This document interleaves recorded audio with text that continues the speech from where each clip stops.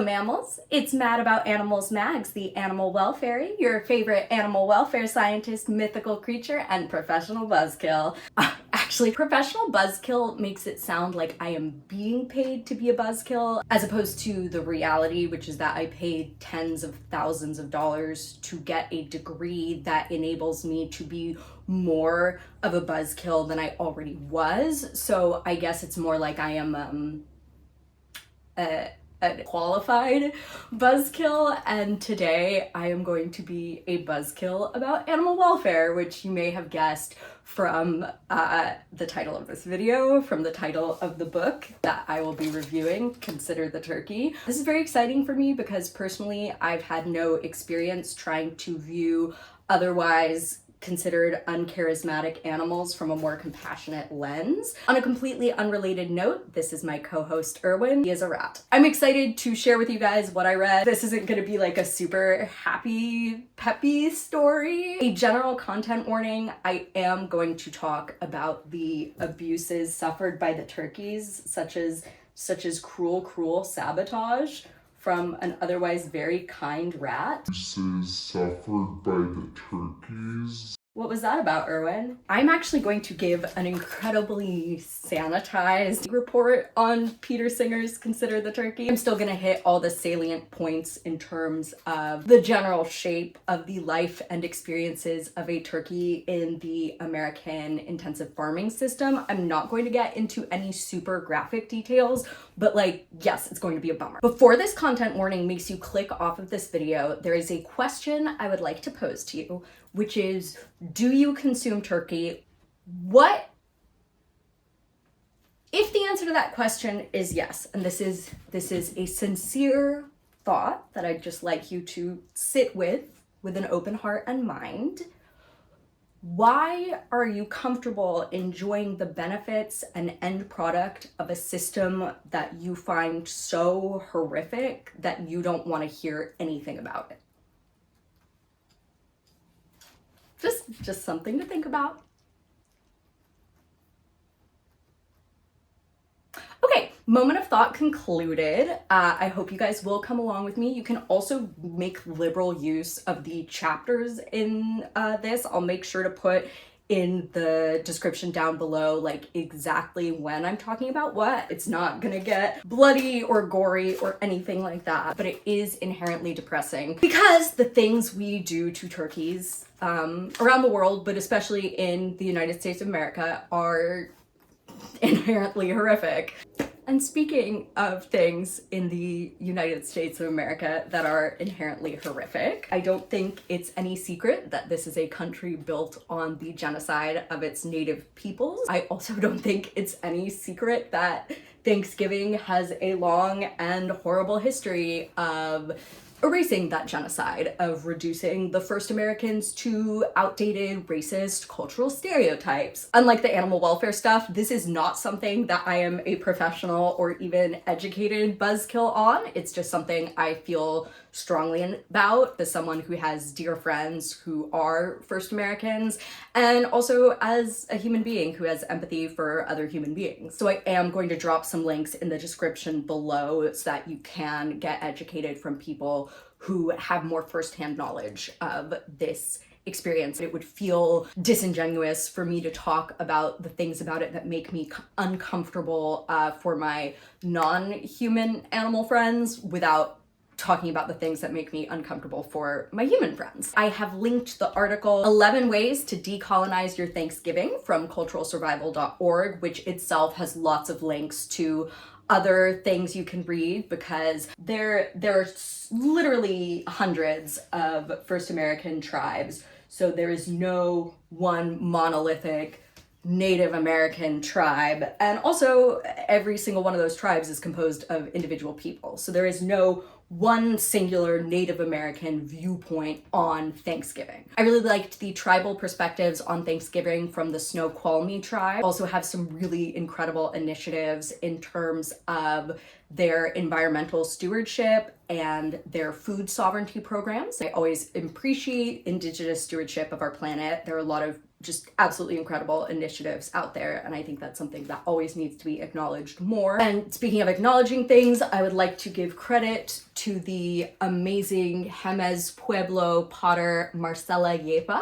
who made the beautiful earrings that I am wearing. I got them at the First Americans Museum in Oklahoma. And also, before any non-Indigenous people try to come at me using the veganism is inherently anti-Indigenous, what we're going to be talking about today in this book are birds that have been so genetically engineered by humans that they literally cannot stand. Sometimes they cannot reproduce on their own. The turkeys we're talking about today are in no universe native to North America. They are not native to anywhere. They are so removed from the ecosystems of this land. Also, factory farming, intensive farming, is responsible for some of the biggest environmental disasters on this planet, including the acceleration of climate change. And environmental disasters disproportionately affect communities of color, poor communities, native communities. There's nothing indigenous about factory farming. So with all of that considered, let's start considering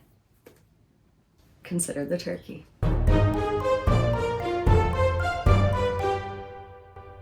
All right, so Consider the Turkey is a book by the renowned bioethicist and philosopher Peter Singer, who was responsible for a very iconic book in the animal rights movement called Animal Liberation, which was published about 30 years ago in 1975. Now, you may be wondering, how could it have been published 30 years ago in 1975 when you just talked about turning 34 and you were born in 1990? To which I say, shut the fuck up. I'm not old. You're old. It's very concise. It is just focusing on our friend, the turkey.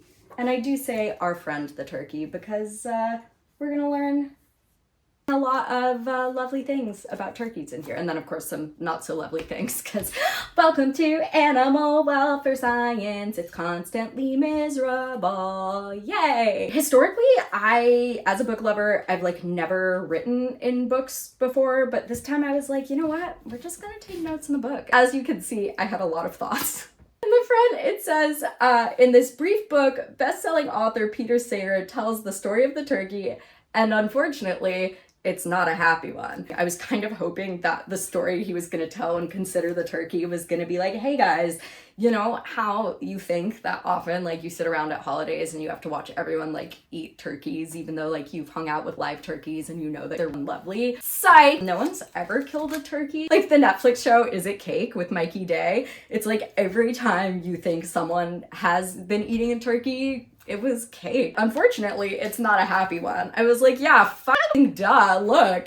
Even this stupid little pattern here is of turkey corpses surrounded by forks. I also circled Cornelius because I freaked out when I saw that, because I was like, I think I know who Cornelius is. We're gonna start with chapter 1, which is entitled Pardoning Turkeys, All of Them. The first sentence of this book was, the United States has many strange practices. To which I say, yes, Peter, roast us. Roast us like you will not be roasting a turkey on Thanksgiving. I got my needlessly wordy degree of International Animal Welfare Ethics and Law through the University of Edinburgh's Royal Dick School of Veterinary Studies. That is the actual name. That is the actual parenthetical. And it was so crazy to learn about the United States as this is a foreign country we're studying. Y'all, we sound bonkers. Peter Singer is in fact Australian. I mean, listen, Australia has its own problems. He goes on to say,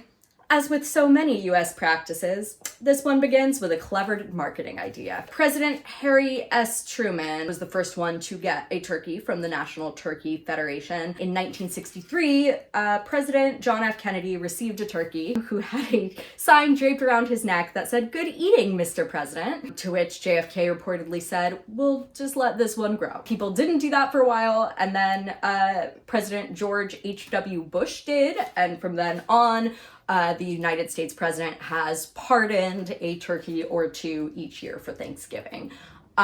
Peter Singer has the same opinion I do about this practice, which is that there's something very ghoulish about it. Obviously, it's kind of a take on pardoning someone who's on death row, which in itself is already a strange thing to be parodying. I also think it's very telling that this is someone who I'm sure was planning on eating a turkey for Thanksgiving and probably did eat a turkey for Thanksgiving. But when looking a turkey in the eyes and experiencing someone having put a cutesy sign on it being like, enjoy eating me, it was like, oh, I'm uncomfortable with the idea that I'm gonna eat this living being. No thanks. And I know that's not true for everyone. There are certainly people who hunt and fish and are completely comfortable with looking an animal in the eyes, then killing it and eating it. And I don't hate that, honestly, as much as I hate a lot of the people in my sphere. I don't hate the people in my sphere. That was phrased very incorrectly. I hate when people are animal lovers and they're like, I could never go hunting, I could never kill an animal, but are completely happy to eat animals who have been killed in the intensive farming system. So much more horrific than hunting. It is hard for the average human mind to scale up from this idea of one-to-one. I am seeing this animal, I recognize it as an individual, I see that it has sentience, that it has feelings, that it has worth. Oh my God, that means every single other one of this species on the scale of hundreds of millions that are being constantly slaughtered en masse in factories also possess all the same qualities as this individual. That's a hard thing to wrap our minds around. The very first video I did for this channel was about Cedar the goat. It's a story, if you haven't watched it, you should, it's cute, it's Wizard of Oz themed. The ultimate story of that video boils down to this little girl had this goat through the 4-H program, she was supposed to send it to slaughter, she formed a bond with it, she was in hysterics, she didn't want the goat to be killed, it was, the internet rioted, they were like, this is horrible, how dare they eat that little girl's goat? And yet most people who were on board that train probably eat animals all the time without thinking about it, and this goat was in fact livestock bred to be eaten.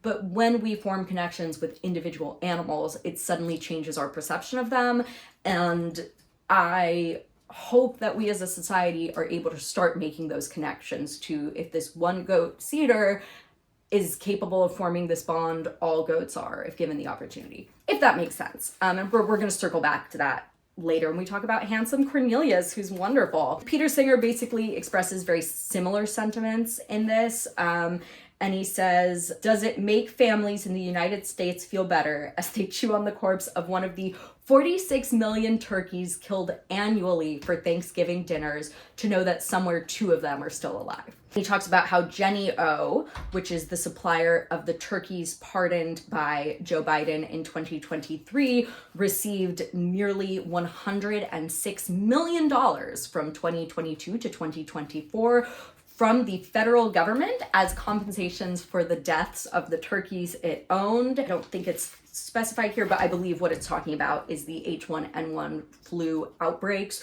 where turkeys had to be killed without that manifesting as food products.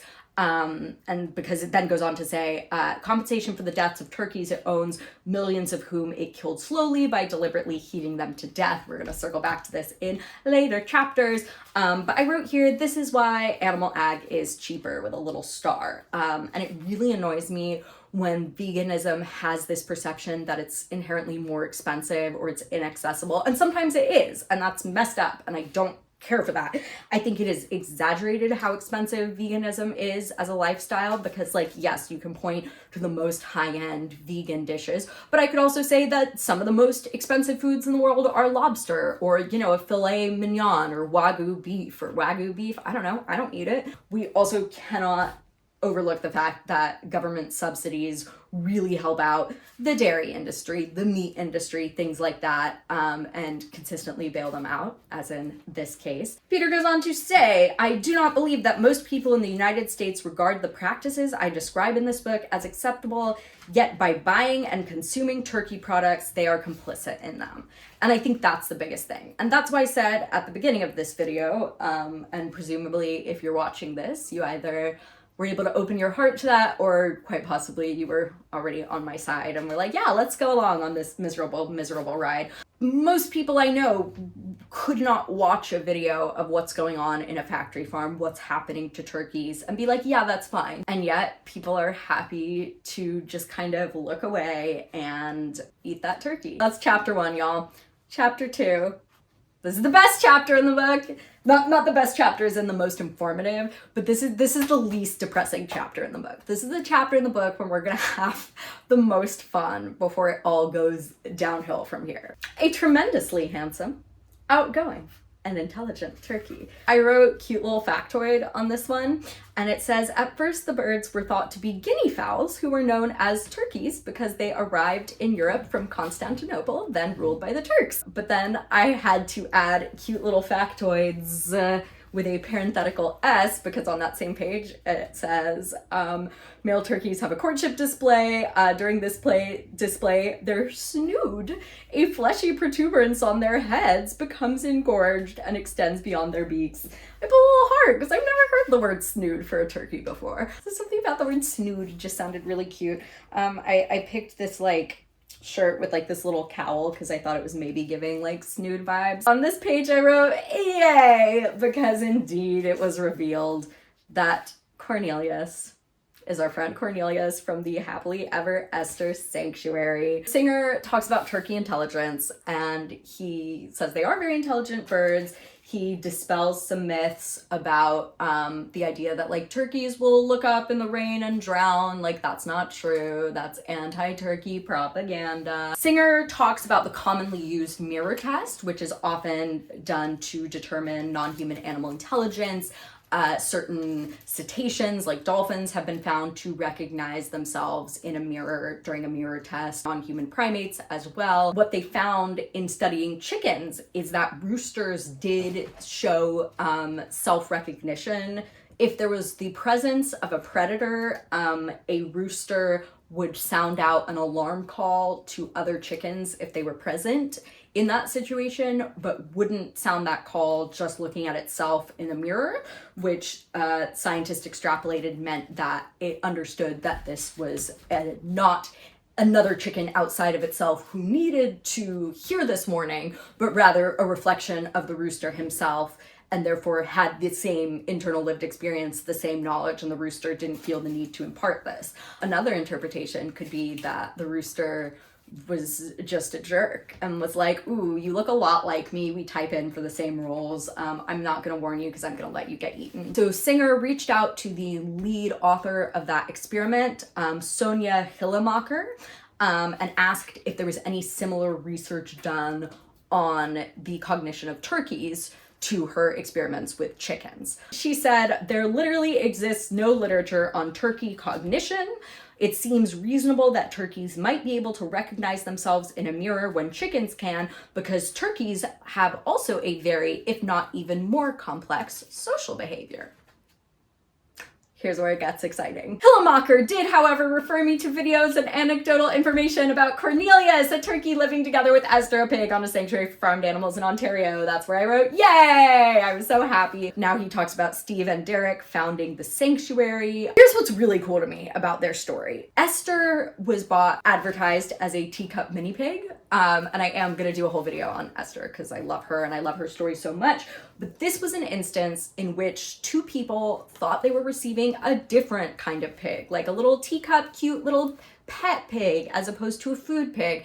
And then she grew up to be this I think 600-pound monster who they fell in love with, because of course they did. Pigs are super smart, they're super caring, they're super affectionate.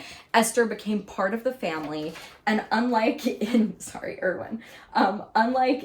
other situations where people are able to go, oh, well, this goat is special, or this chicken is special, but I'm gonna go back to eating everyone else. These two lovely people who had nothing to do with the animal rights movement, nothing to do with animal welfarism or veganism, were able to extrapolate and go, oh my gosh, if Esther, this random farm pig who happened to end up with us, has all this potential for love, for intelligence, for friendship, then all the other pigs in intensive farming systems do as well. And they're not getting a chance to be seen as individuals, therefore we can no longer support the system. And Steve and Derek both went vegan, and they founded this sanctuary, and Esther and Steve and Derek and Cornelius all became icons of the vegan movement. There's pictures of Esther meeting Greta Thunberg, two vegan queens, amazing. Both Cornelius and Esther are no longer with us. May their memories be a blessing. But I think that's such a beautiful story. And when I get into those kind of spirals, as I was talking about earlier, where I'm like, wow, people really can look at an animal and go, I see that you are an individual, therefore you are special, rather than I see you are as an individual, therefore maybe all animals are individuals, and if I see you as worthy of life, I should see all animals as worthy of life. And this is an instance in which two people were able to make that connection, and I think that's so cool and amazing. So seeing a scientist be like, yeah, I don't think there's any scientific literature on that. Counterpoint, have you ever read Steve and Derek's blog posts about Cornelius the turkey? That's kind of what Peter Singer says here. He talks about Derek's reportage on Cornelius, saying he has amazing eyesight, can spot a banana being peeled open from across the room, loves bananas, always has count on how many should be in the bowl.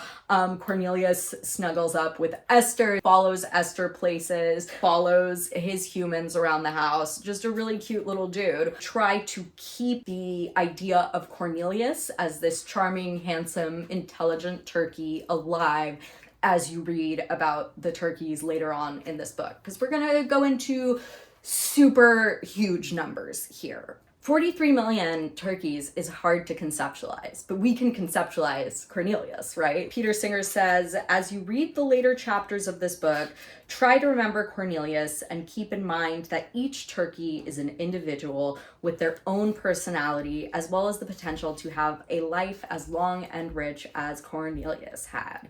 And then he goes on to give us some numbers. And part of this is talking about the escalation of turkey consumption in America. In the 1930s, the average weight of a commercially produced turkey in the United States was 15 pounds.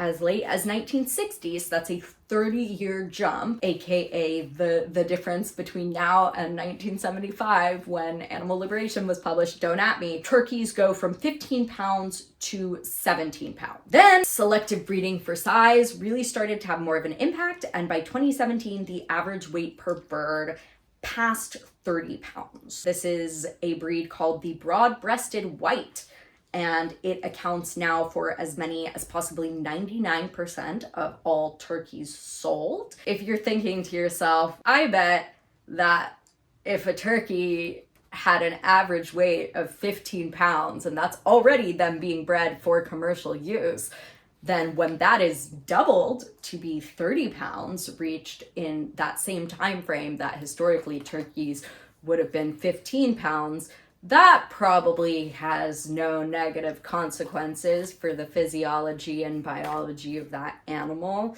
I'm jealous.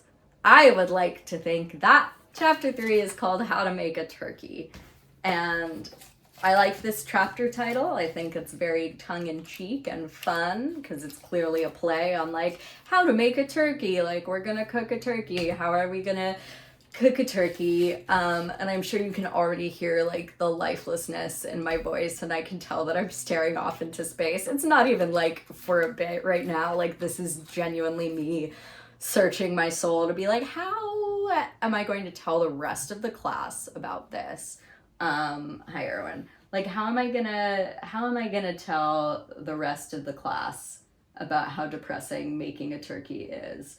Clearly part of the answer is get little kisses from Erwin as I go. Oh, now Buttercup is jealous. Hi Buttercup. Do you want to give little moral support kisses too? When we as a society doubled the weight of turkeys and messed up their physiology in that way, they became no longer able to breed naturally. So that means all these hundreds of millions of turkeys in the intensive farming systems all have to be artificially inseminated. So that means human workers have to step in to acquire semen from the male turkeys and to inseminate the female turkeys. This is a super uncomfortable and painful and psychologically distressing process for turkeys. And I'm not going to go into super graphic detail about it. Peter Singer does. If you would like to read all of that, highly recommend. He makes a point that in America it is illegal to, and I really don't like this acronym. I think it feels a little light for what it is actually referring to, but it also seems to be what people say on YouTube to not have videos suppressed. So I'm going to say that it is illegal to SA an animal in America. And although, of course, what factory workers are doing in this artificial insemination is not for their own sexual gratification, the experience for the individual turkeys isn't that different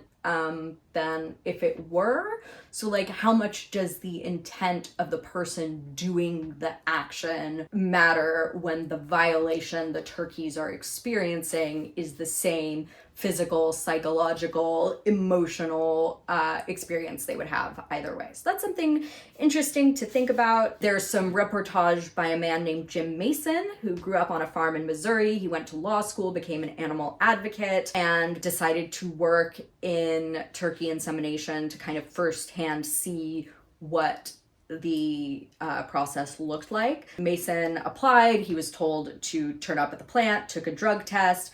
Passing was the only requirement, apparently, because he was immediately hired without question. Everyone is not being paid a lot. They're being rushed through this job, trying to get as many turkeys inseminated as possible. So there just isn't training, knowledge, time, or opportunity for these underpaid, stressed laborers to consider animal welfare. That's not what's being encouraged. You're being encouraged to just grab a turkey as quickly as possible, restrain it as effectively as possible, and move on to the next one. So there's no consideration on how to make this process less painful, less excruciating for these animals. Basically, they talk about hens weighing 20 to 30 pounds, being terrified, beating their wings, struggling in panic. Jim Mason mentions that looking at the scale, kind of what I was saying, he says that routinely, methodically, the breakers and the inseminators do this over and over again, bird by bird, 600 toms per hour or 10 a minute. Each breaker breaks 5 hens a minute or 1 hen every 12 seconds, 300 an hour, 10 hours a day. At this speed, the handling of the birds has to be fast and rough.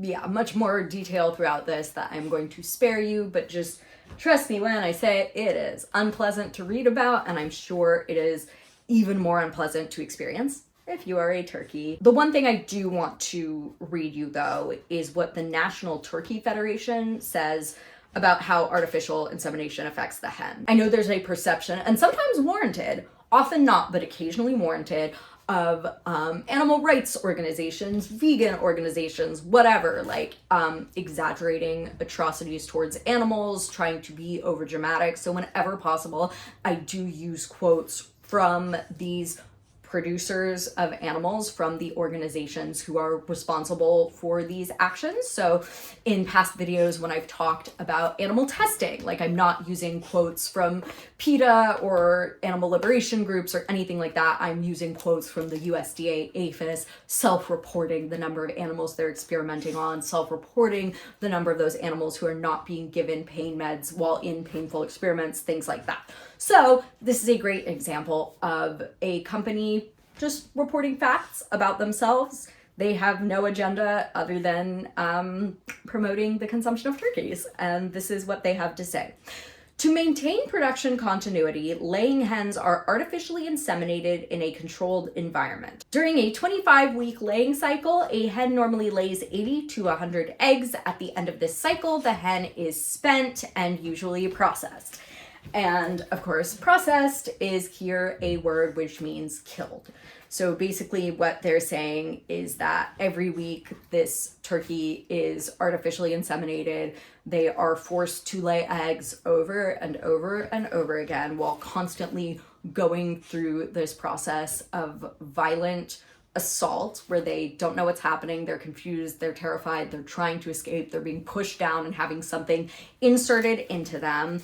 And then their bodies are so exhausted from this cycle that they are no longer able to keep up with it, at which point they are killed.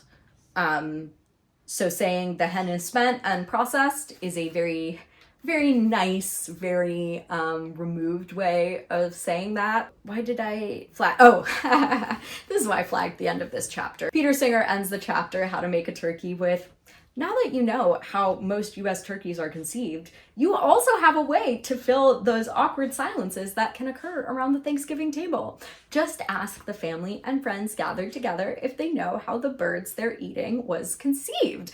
If they don't, enlighten them. Then ask them whether ensuring that everyone can get a generous slice of turkey breast is worth breeding a misshapen bird who cannot mate, requiring poorly paid workers to spend all day masturbating male turkeys and pushing open the vagina of female turkeys who hate the procedure but have no escape from it until they are sent off to be killed. To which I say, Peter Singer, don't threaten me with a good time. I think he was being tongue-in-cheek here, because I don't know if that method of advocacy would be the most effective. And if my parents are watching this video right now, I promise I'm not gonna do that at Thanksgiving this year, but I can't promise that I don't want to. Moving right along, we are now on chapter 4 out of 6. We're so close, you guys. This is called How They Live. Peter Singer starts off this chapter by letting us know the sheer scale of the misery we're about to be discussing. About 998 of every 1,000 turkeys raised in the United States do spend their lives in intensive farming systems. They say that according to the 2022 Census of Agriculture compiled by the USDA, more than 257 million turkeys were produced in the United States in that year, and approximately 230 million of those were raised in facilities that produced 60,000 or more turkeys. Only about 356,000, which is not much more than 1 in 1,000, were raised in facilities that produced fewer than 2,000 turkeys, which by the standards of traditional family farms is still a huge number of turkeys. In 1910, the average farm with turkeys only had 4 birds. So again, this kind of goes back to what Jim Mason was talking about with the workers. There is just literally no way to ensure the welfare of turkeys when you're looking at them on that scale. It makes it so much easier for them to just become objects, to just become dollar signs when you are taking care of 60,000 turkeys than 4 turkeys. It's just a different universe right now, and I think people are reluctant to acknowledge that. They want to imagine that, oh well, I don't believe in factory farming, but the turkeys that I eat, I only eat animals that were raised ethically and slaughtered humanely. No, you don't. That's like almost impossible in America. And it's also just not true. Like when people say that and they're like, I'm against factory farming, but I still eat animals. It's like, okay, so are you tracing where your meat comes from? They're not.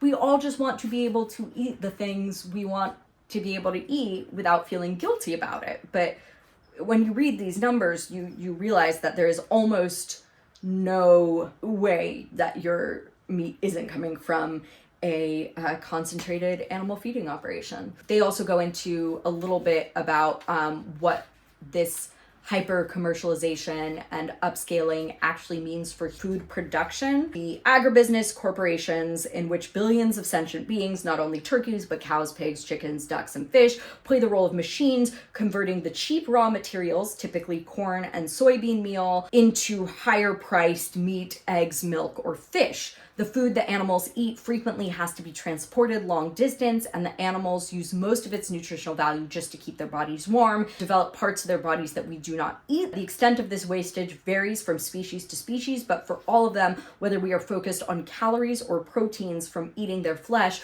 we get back less than 1/3 of the nutritional value of the feed we provide for them. Singer says no wonder that Frances Moore Lapp, in her 1971 book Diet for a Small Planet, called these facilities a protein factory in reverse. And this also goes back to the idea of veganism as being something that can help not only stave off the climate disasters that we're experiencing more and more of, but also something that can fight world hunger, because right now animal agriculture is not an efficient use of our land. We are not producing as many calories as we could when we're looking at concentrated animal feeding operations. Peter Singer touches on this as well. Over the 50 years, CAFOs have multiplied, increasing the demand for soy and grains, putting more pressure on forests, including the Amazon rainforests, being cleared to grow food for animals, not the way to reduce our greenhouse gas emissions, nor to protect biodiversity or feed a growing world population. The next subsection is called mutilations.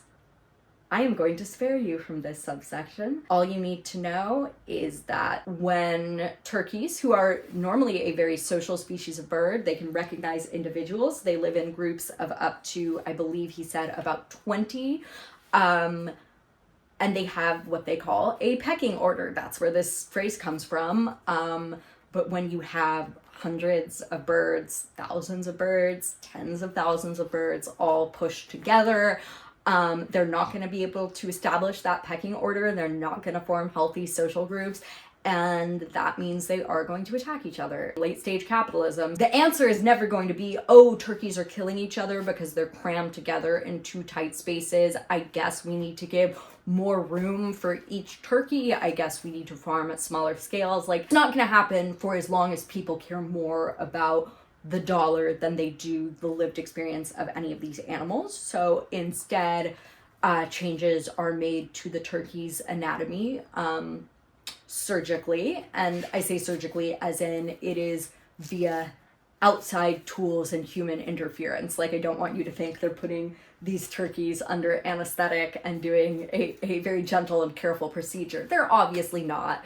The theme has been everything is fast, everything is cheap. They do remove the beaks and possibly talons of turkeys in order to prevent infighting and cannibalism. That is very painful for the turkeys, and also it's a double whammy because it also means that it lets people off the hook for providing better living conditions to the turkeys that would prevent that. When I was studying in school and we were talking about pigs in intensive farming, pigs in intensive confinement will chew on each other's tails because they're stressed, they're anxious, they're such smart animals, they don't have anything else to do.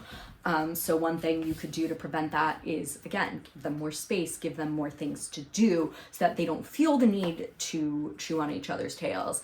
The easier thing to do is just chop all the tails off. So that's what they choose to do.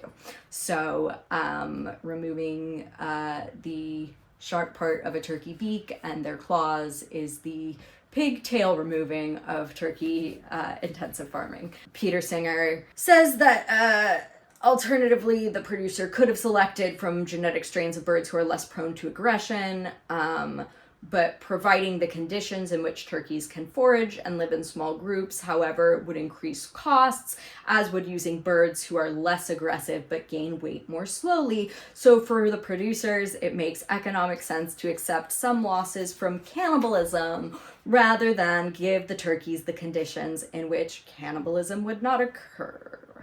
I did flag the part where it talks about the process of removing the beak and the physical side effects that may cause for the rest of the turkey's life. But you know what? As a present to you, as a Thanksgiving present to you, the viewer, if you've stuck with me this long, I'm just gonna throw that little sticky note away. I'm not gonna review that whole thing. You're welcome. Oh, I didn't even flag this part, but remember earlier when I was talking about how cute I thought the word snood was? Nothing can ever be happy for long, because under this it says, turkey snoods may be removed because the bright red flesh may attract pecking or attention from other birds. That's After being separated by sex, turkeys are then sent to the intensive confinement facilities where they will spend the rest of their lives until they are transported to slaughter, usually in about 11 weeks for the hens and 16 to 18 weeks for the toms.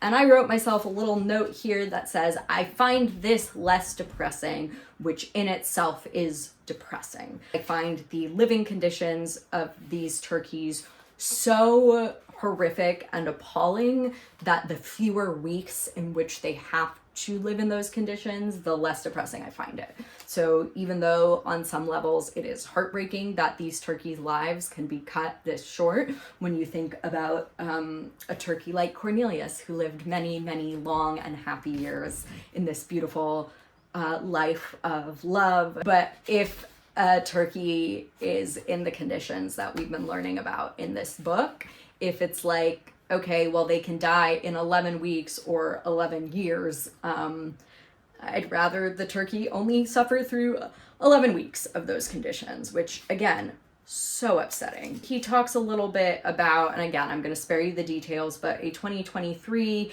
investigation by Mercy for Animals, where someone worked undercover in an intensive confinement facility in Minnesota, where she took videos and kept a diary. One of her entries mentions around 38,000 baby turkeys, no more than 24 hours old, arrived today. And if you look at pictures of turkey babies in the wild, in natural situations, you know, they're under mama's wing. They are being protected and sheltered. And so for these tiny little babies to just be thrown into immediately these intensive conditions with literally thousands of other birds their age, just all these tiny little babies without a mama to put her wings over them. And they're all looking around and they're peeping noises and trying to find who's going to take care of them. And the answer is no one is going to take care of them. She talks about, then they do things like the removal of the beaks and the amputated toes and things like that. I don't know why I'm saying it quietly, like that's somehow going to make it less depressing. Baby turkeys wandering around trying to bury their heads in the, feathers of other baby turkeys because they should be snuggling into their mom's feathers. And they don't have a mom to snuggle in their feathers. So it's just a large group of babies wandering around trying to get comfort from one another. And I've seen videos like that of baby cows who have been taken from their moms in the dairy industry, and they're trying to anyway, we're gonna stick to the turkey.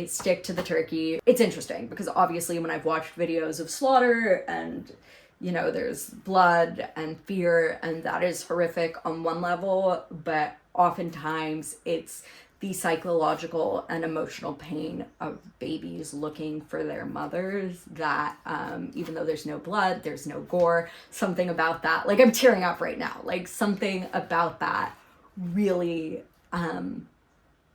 it really hits me hard, this idea of, baby animals who have no idea what's going on, are just lost, confused, looking for someone to take care of them, and no one is taking care of any of them. This standard stocking density for turkeys in the United States is 2 square feet per hen and 3 square feet for toms. They're talking about these groups of turkeys being held in by electrical wires, and because they keep running into each other when trying to exhibit normal behaviors such as flying or dust bathing or anything that is going to ultimately take up more than those 2 feet. It's not like you tell turkeys, okay, this 2 feet is yours, and then all the turkeys space themselves out appropriately. Like, no, these turkeys are trying to exhibit natural turkey behavior.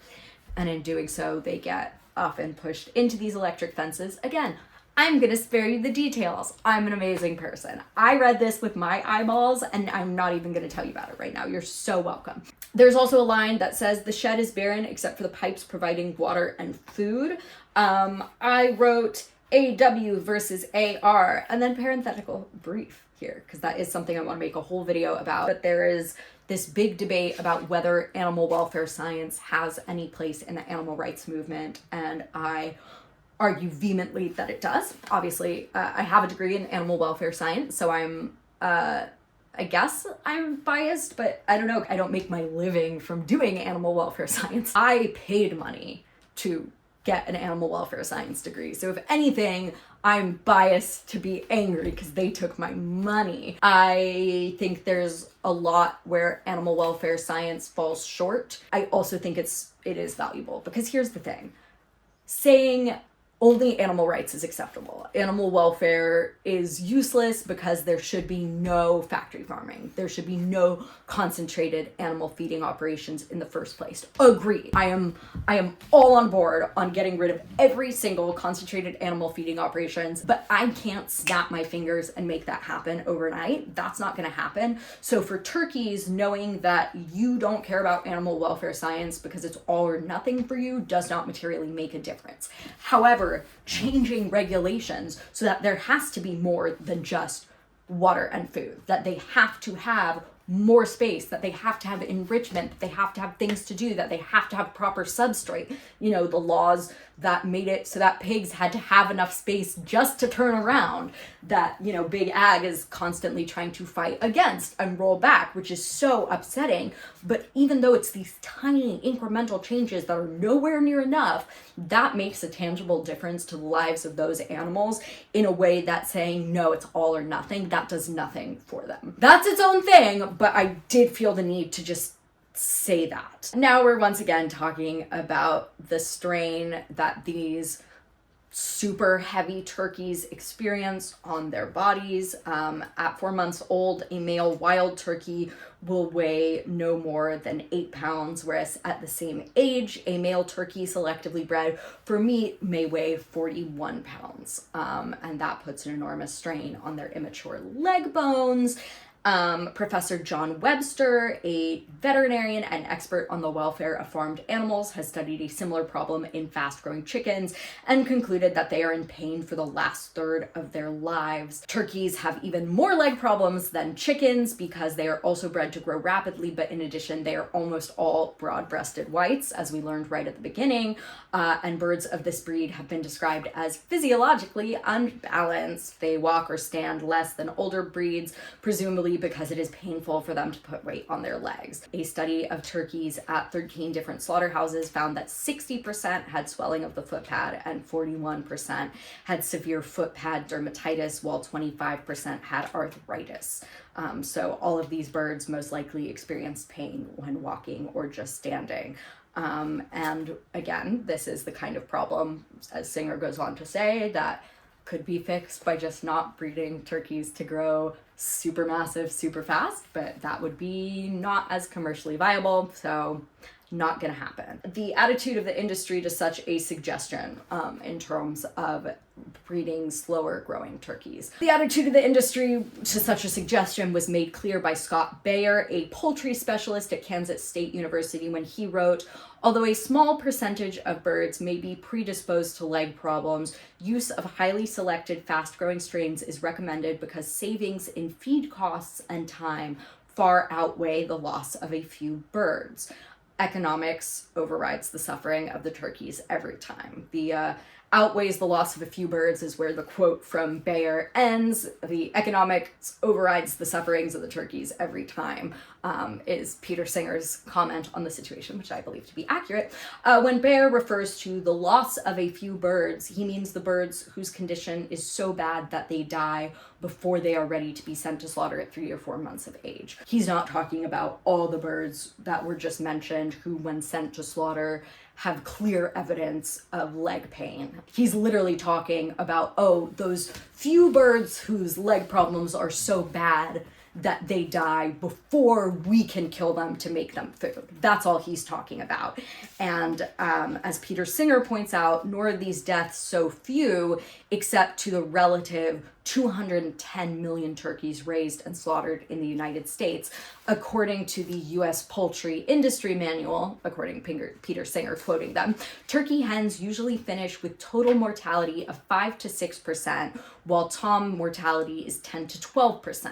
So this is talking about obviously, it's 100% mortality for all the turkeys because we're talking about turkeys being processed, but these are the percentages of animals who die either because of these leg issues, because being cannibalized by their conspecifics, whatever it is, before they reach the correct age for processing.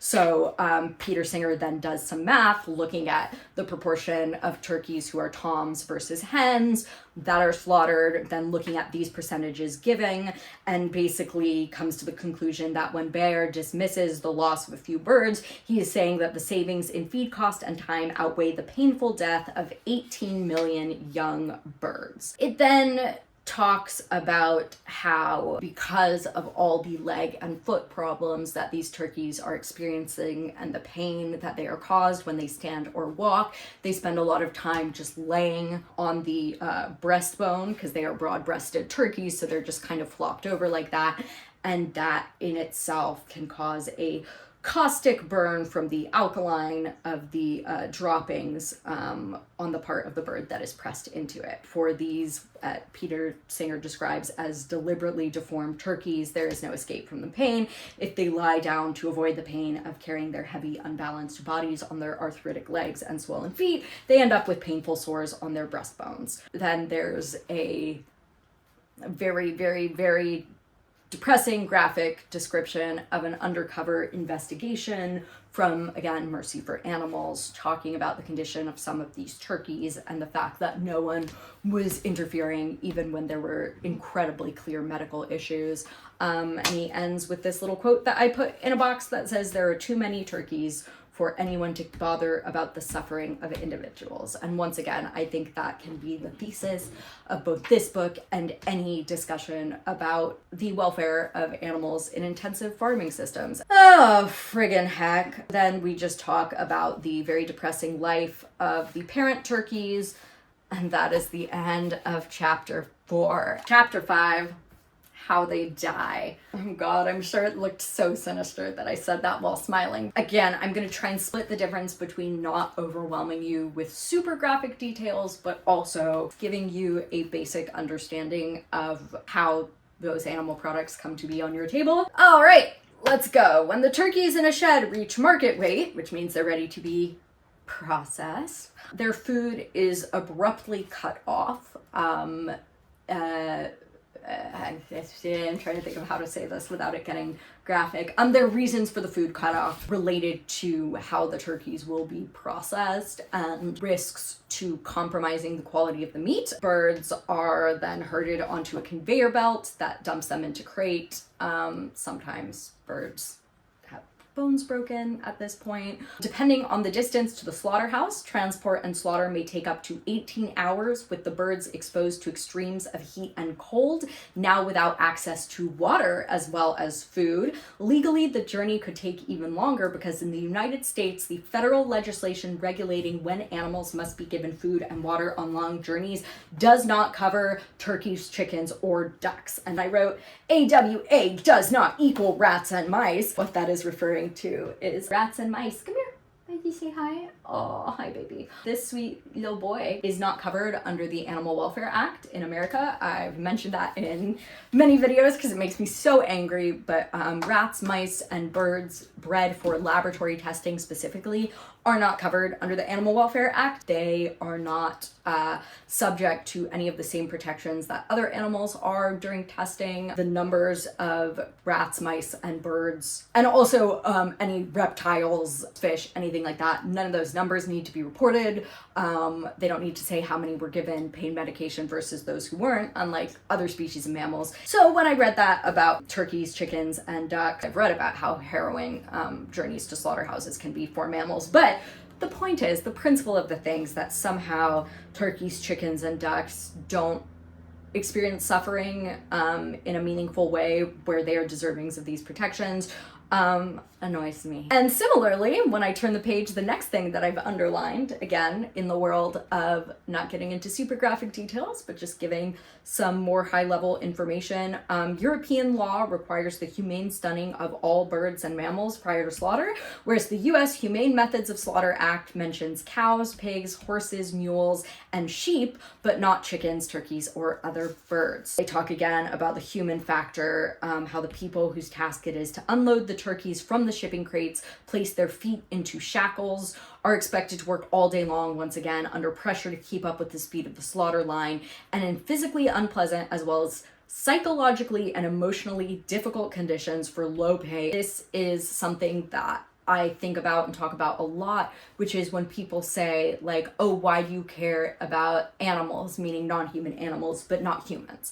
I care deeply about humans, and working in slaughterhouses isn't great for humans. Like, yes, it's worse for the non-human animals being slaughtered, but most people don't enjoy having to constantly look at the fear and distress and pain of animals. And I think on average, if you ask someone on the street, like, hey, is it normal for a human to take pleasure in the suffering of an animal? They would say no. We tend to think of people who participate in hurting animals for pleasure as being sick individuals. And there's something deeply disturbing about that to us, which means that we assume that the de facto of most human psyches is to not take pleasure from seeing animals in pain. And when this is the case, then you come to the conclusion that there are two types of slaughterhouse workers: those who do take pleasure in the pain of animals, which is disturbing and not something that should be encouraged, and those who don't take pleasure in the pain of these animals, but are forced to work in this circumstance because they weren't able to secure a better job that's going to be less upsetting for them. So why would you want to put people through that? And there are stories of people who previously worked with animals in slaughter conditions then becoming advocates for animals because of the horrors that they witnessed. Anyway, just wanted to mention that. But anyway, Peter Singer goes on to say, often they, as in these slaughterhouse workers, don't last long. In some plants, the annual staff turnover is above 100%, meaning that the average worker doesn't even last 1 year in the job. It isn't surprising that these workers sometimes vent their anger and frustrations on the only beings who are lower than they are, the turkeys that they are unloading. That's why, again and again, undercover investigations of slaughterhouses reveal shocking abuse of animals. And as a Thanksgiving present to you, I'm not going to tell you what those abuses are, so you're welcome. This section is called Depopulation. The methods used to kill turkeys in US slaughterhouses are often grossly inhumane. We're not going to get into that. There's one kind of death inflicted on millions of turkeys that is even worse. I circled and underlined that. The official method of killing is done when bird flu, officially highly pathogenic avian influenza, or HPAI, is detected in at least one bird on premises where turkeys are kept. Even if only a few birds test positive, to prevent the spread of the virus, all the turkeys on the premises are killed. We're not going to get into super graphic details about this, but what you need to know is that this is called ventilation shutdown plus, often abbreviated to VSD plus, and it is used to kill not only chickens, ducks, and turkeys, but also pigs by the thousands, by even the hundreds of thousands. Any exhaust fans that would allow air to get in and out are blocked out. Heaters are brought into the shed. Any ventilation systems are shut off, and the heaters are turned on. VSD Plus requires that the temperature in the shed must reach between 104 degrees and 110 degrees Fahrenheit within 30 minutes and should not fall below that temperature for at least 3 hours. Each of the reports obtained by Our Honor, which is a organization of veterinarians who are opposed to the VSD plus method of depopulation, which is a euphemism for mass killing of birds who may potentially be infected with a pathogen, which is super relevant right now because in America we are dealing with H1N1 outbreaks. Each report of our honor obtained describes the depopulation of many birds, usually a shed full, although the actual number killed is blacked out. The reports for turkeys record how long it took for 50% of the turkeys to die and how long it took for 100% to die. To give one example, similar to many others, in Meeker County, Minnesota, on October 9th, 2023, a shed of turkeys was depopulated. It was recorded as having started at 9:28 a.m. The approximate time of 50% mortality was 11 a.m. and the time of 100% mortality or cessation of primary method was 12:45 p.m. So I'm not amazing at math, but to me that is reading as it being over 3 hours from the time that turkeys had their air system shut off and heaters turned on to the time that they were dead. That sucks. Moreover, in 51% of turkey houses in which VSD plus was used, the method did not even kill all the birds. Some had to be killed after they survived the heat. Often, these survivors of these heat may be left to suffer the impact of heat stroke on their bodies until the next day when someone would come put them out of their misery. There's information on the various numbers of animals, mostly birds, who were killed using VSD plus, and it mentions that it was used on at least 243,016 pigs. It talks about other methods of mass depopulation, which it describes as less inhumane. Killing animals by VSD plus is not accepted in Australia, the European Union, or the United Kingdom. The European Food Safety Authority, an official body of the European Union, has published documents on the welfare of both pigs and poultry, and the document on pigs lists killing methods that are likely to be highly painful and must never be used. The list includes some other methods I'll spare you from, but they include ventilation shutdown with or without additional provision of heat or CO2. The American Veterinary Medical Association bears significant responsibility for the widespread and continuing use of VSD plus in the United States. In the current 2019 edition of the Guidelines for the Depopulation of Animals, the AVMA lists VSD plus as permitted in constrained circumstances. That is also at odds with the World Organizations for Animal Health. And it's just so crazy to me that the AVMA would make such a statement when so many other organizations worldwide have stated that this method is highly painful and unacceptable. And that's why we have the organization, Our Honor, which was started by Dr. Crystal Heath. A lot of veterinarians stand in opposition of the AVMA's acceptance of VSD+.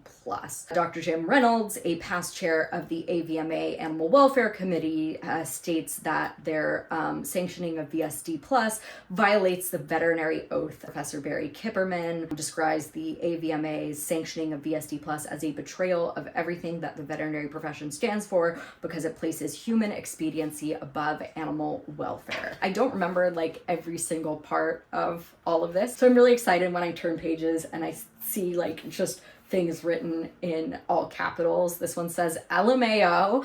Let's see why I wrote that. I know it's going to be ironic and angry, but let's see what my ironic, angry LMAO was.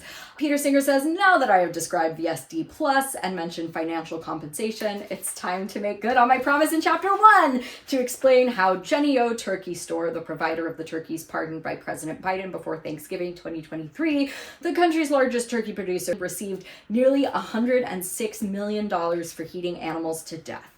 To be precise, official USDA records show that between February 2022 and April 2024, Jennie-O received federal government payments of $105,855,157 to compensate it for the turkeys it had depopulated, many of them by VSD+.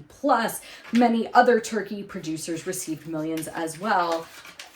Tyson Foods, one of the world's largest meat producers, received $29,709,942. Butterball, the country's second largest turkey producer, received the comparatively modest sum of $6,311,715. Effectively, the federal government is providing free insurance to U.S. agribusiness corporations against the financial risk involved in intensively producing chickens and turkeys in an era of HPAI. If you are a US taxpayer, that's your taxes going to yet another subsidy for businesses that provide poor conditions for their workers, are wasteful of food and disastrous for the environment, and inflict a vast universe of suffering on animals. And I wrote in all capitals, student loan forgiveness now. We know that shoving all these animals together is going to produce viruses that are going to kill them off, that might end up killing us.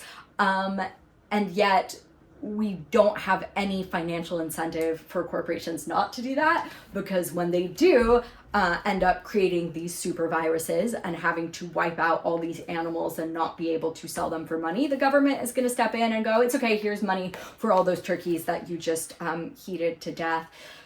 That is blissfully the end of chapter 5. Okay, chapter 6 is called Reconsider the Turkey.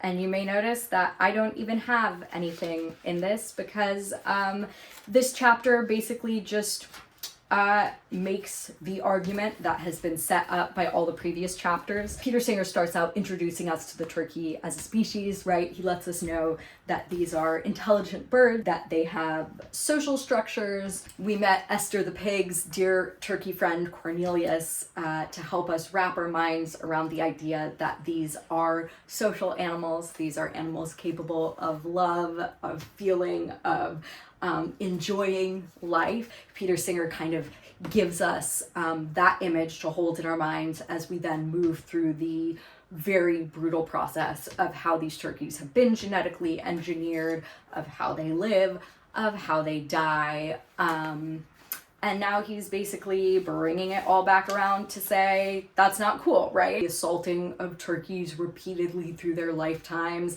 until their bodies can no longer physically bear the burden of reproduction, at which point they are killed.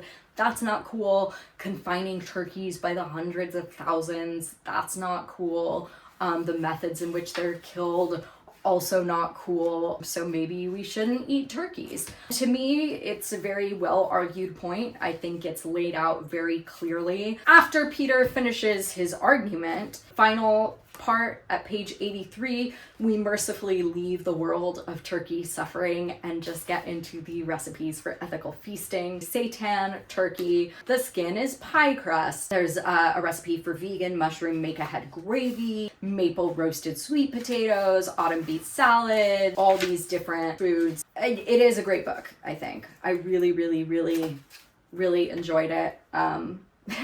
That's a lie. I didn't enjoy it at all. I had a horrible time. I hated reading this. It made me so sad in my heart.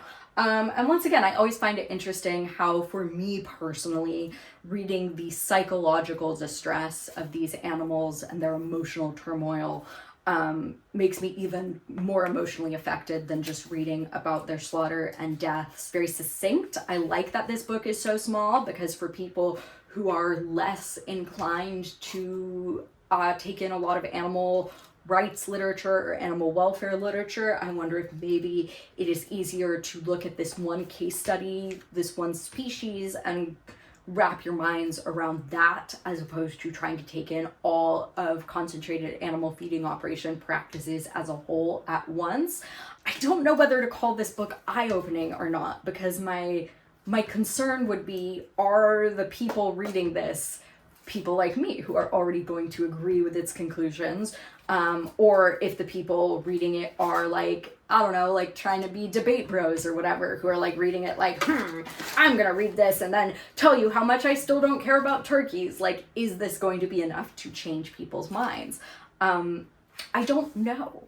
I don't know if books are more or less likely to reach a new audience than documentaries, for example, because I do know that there are people who've been watching the documentary Dominion and choosing to go vegan from that. If you're someone who watched this video or even skipped around and watched parts of it, but luckily landed on me saying this part, I would love, love, love to hear your opinions on this book. Are you someone who eats turkeys? If so, did listening to these facts change your opinion about turkeys and your decision to eat them? Are you someone who doesn't eat turkeys, but you used to? What are the things that made you choose not to eat turkey? Are any of these facts in this book things that you already knew that have affected your eating habits in the past? Are any of these facts new to you? What do you like to eat instead of turkey if you're someone who doesn't eat turkey? Do you have any fun recipes? Yeah.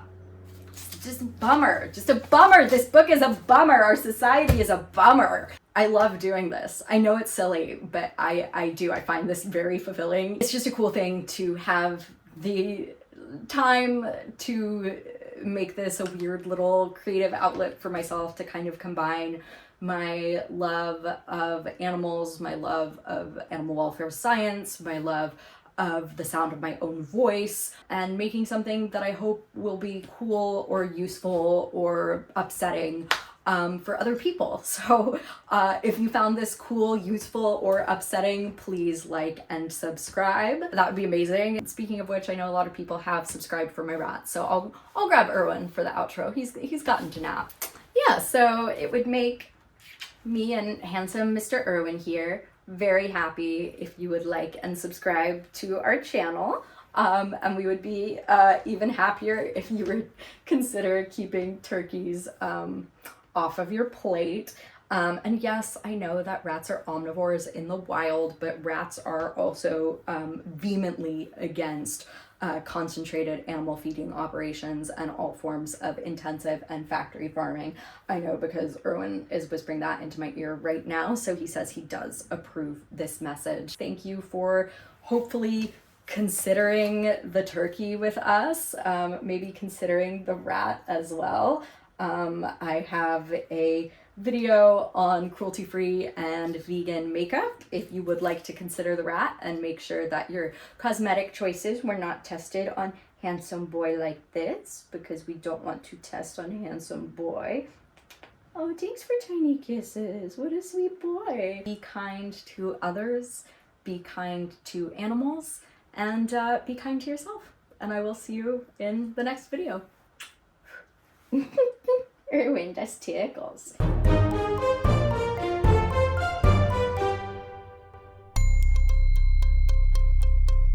You may be wondering, like, what's the difference between, you know, how sometimes the little sticky notes are longer or shorter or thicker. Vibes based. Doesn't mean anything, just what my chaos brain said. I'm sparing you. I am here as the translator, giving you the overall picture.